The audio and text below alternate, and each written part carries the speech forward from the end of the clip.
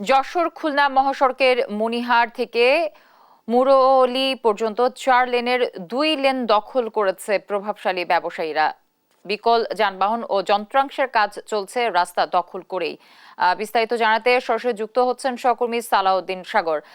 সাগর, এই যে রাস্তা দখল করে রেখেছে, এই দখল নিয়ে উচ্ছেদের সংশ্লিষ্ট কর্তৃপক্ষ কোনো ব্যবস্থা কেন এখনো নেয়নি, কি বলছেন তারা?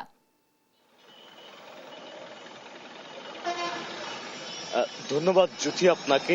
আমি এখন যেখানে রয়েছি যশোর খুলনা মহাসড়কের, আমি একেবারে মহাসড়কের উপরে দাঁড়িয়ে আছি। দেখতে অনেকটা স্বাভাবিক লাগলেও মনে হচ্ছে যেন আমি হয়তো কোনো স্টপেজে আছি, কিন্তু বাস্তবতা এটাই যে আমি যেখানে দাঁড়িয়ে আছি এই জায়গাটিকে আসলে স্টপেজ বানিয়ে নেওয়া হয়েছে।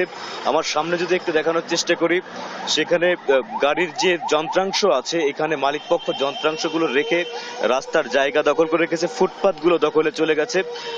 তো সবচেয়ে অবাক করা যে ব্যাপারটা সেটা হচ্ছে, এখানে বিআরটি এর অফিস আছে। বিআরটি অফিস এখানে যেভাবে রাস্তার উপরে তাদের পার্কিং ব্যবস্থাগুলো করে, পার্কিং গুলো রাস্তার উপরে করে, একেবারে ফুটপাতের বাইরে এসে রাস্তার একটা লেন টোটালি তাদেরও দখলে রয়েছে।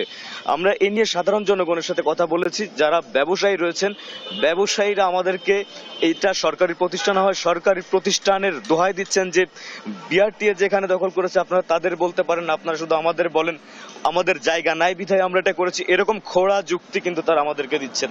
তো আমরা এই ব্যাপারটি নিয়ে আসলে কথা বলেছি সহজের যিনি নির্বাহী প্রকৌশলী রয়েছেন গোলাম কিবরিয়ার সাথে বলেছি।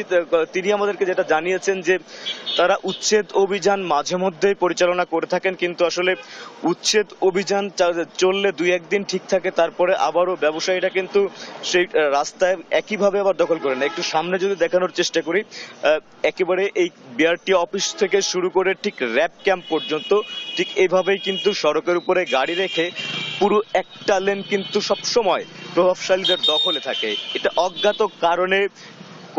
অজ্ঞাত কারণে এই জ্যামগুলো আসলে সরানো সম্ভব হয় না। তো আমরা গোলাম কিবরিয়ার সাথে কথা বলে যেটা জানতে পেরেছি, তিনি আমাদেরকে সর্বশেষ যেটা জানিয়েছেন যে তিনি জেলা প্রশাসকের সাথে কথা বলবেন এবং আইন শৃঙ্খলা বাহিনীর সাথে কথা বলে তিনি ম্যাজিস্ট্রেট ড্রাইভের মাধ্যমে এটা কিভাবে রোধ করা যায় ইনি আগামী সপ্তাহের মধ্যে একটা ব্যবস্থা নেবেন বলে তুমি আজকে আমাদেরকে নিশ্চিত করেছেন। এই ছিল আমার কাছে যশোর থেকে সর্বশেষ জ্যোতি। যশোর খুলনা মহাসড়কের সামনে থেকে যুক্ত ছিলেন আমাদের সহকর্মী সালাউদ্দিন সাগর।